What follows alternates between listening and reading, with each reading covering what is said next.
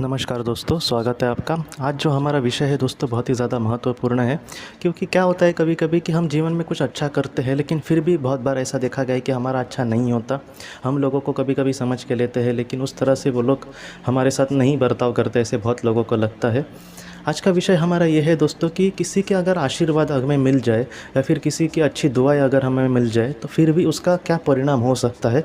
जितना हो सके हमें चारों बाजू से हम सोचकर इन सारी चीज़ों को देखने की हम कोशिश करेंगे दोस्तों। देखिए दोस्तों, आशीर्वाद मतलब क्या? आशीर्वाद मतलब ऐसा होता है कि हम किसी का कुछ अच्छा करें, हम किसी को दिल से मतलब मदद करने की कोशिश करें। हम खुद से ना करें, लेकिन कभी-कभी किसी को किसी चीज़ की ज़रूरत होती है, तो ऐसे वक़्त में अगर हम जाकर उसकी मदद करें तो उसकी अच्छी दुआएँ हमें मिल सकती है।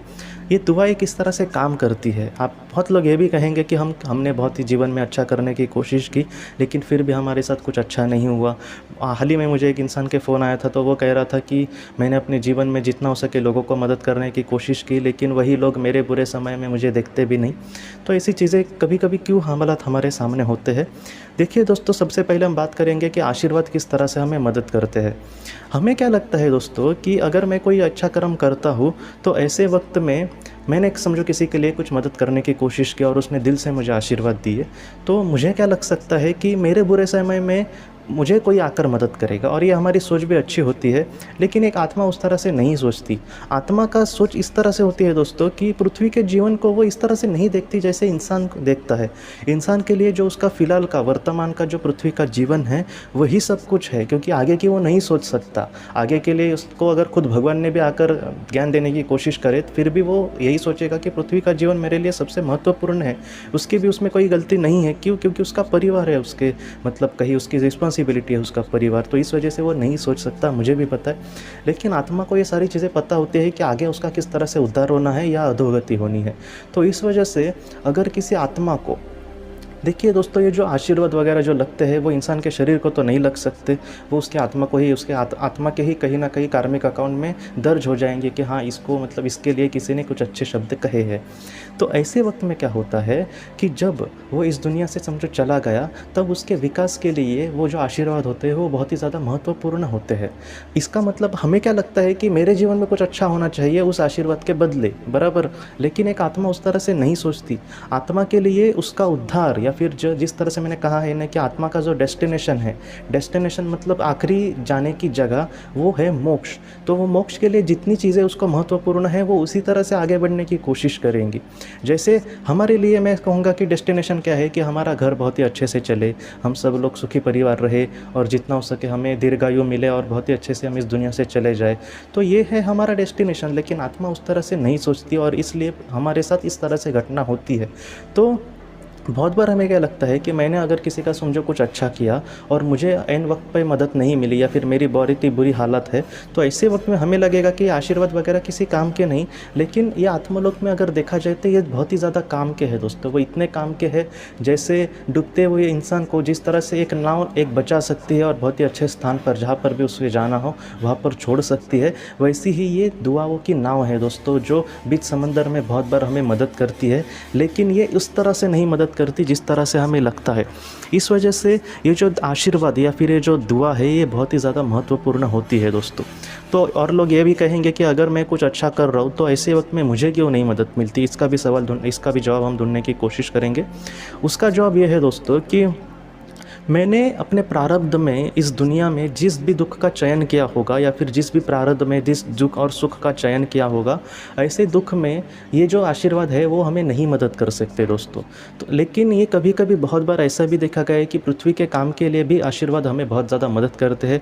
इसका सबसे बड़ा उदाहरण मैं कहूँगा कि आप ही है। आपके भी जीवन में देखिए, कभी कभार मतलब हर एक के जीवन में सभी बुरा हुआ है ऐसा नहीं होता। बहुत बार कोई आकर अचानक हमारा काम कर जाता है, या फिर हमें तो नहीं लगता कि 100% वो तो काम नहीं होगा, लेकिन वो कहीं ना कहीं से हो जाता है। तो कहीं ना कहीं हो सकता है कि वो हमें लोगों की दुआ ही मिली होंगी, कि वो कहीं ना कहीं से हुआ होगा, हमारे माता पिता के कहीं ना कहीं आशीर्वाद से वो सारी चीज़ें हुई होंगी। तो इस तरह से हमेशा ही नेगेटिव इसका असर पड़ेगा हमारे पृथ्वी के जीवन पर, ऐसा नहीं है। बहुत अच्छा असर भी पड़ सकता है। लेकिन आत्मा के अगर लिहाज से देखा जाए तो ये आशीर्वाद बहुत ही ज़्यादा महत्वपूर्ण है। जैसे बद्दुआ ने ये देखा था कि कभी कभी अगर एक इंसान को बहुत सारे लोगों की बद्दुआ या फिर शाप लग जाए, तो ऐसे वक्त में हाँ, हो सकता है कि वो पृथ्वी पर अगर जिस तरह से मज़े में जिए लेकिन बाद में उसका ज़रूर बुरा होगा, क्योंकि उसने बहुत ही बुरे कर्म किए होंगे। वैसे ही अगर किसी इंसान को अच्छे आशीर्वाद या फिर अच्छी दुआएं मिल जाए इस जन्म में, फिर भी हो सकता है कि वो एक बुरी ज़िंदगी उसके सामने आए, लेकिन जब वो इस दुनिया से चला जाएगा या फिर कम से कम उसके आगे के भी अगर जीवन की बात करें तो हो सकता है कि एक अच्छा जीवन उसके सामने आ जाए दोस्तों।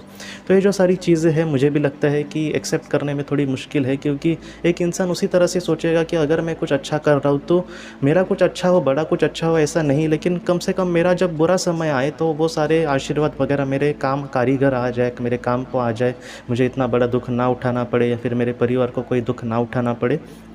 लेकिन ये दोस्तों बहुत बार ऐसी चीज़ें इस तरह से काम नहीं करेंगी।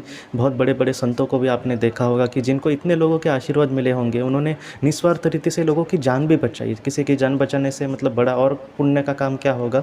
इतने बड़े बड़े उन्होंने काम किए, लेकिन ऐसे भी संतों के सामने कभी कभी बड़े दुख आए। तो मुझे यही लगता है कि जितना हो सके हमें अच्छा करने की कोशिश करनी होगी। जितना हम निस्वार्थ रीति से लोगों की अगर सेवा करने की कोशिश करें तो उनकी दुआएं हमें लग जाएगी, उनके आशीर्वाद हमें मिल जाएंगे।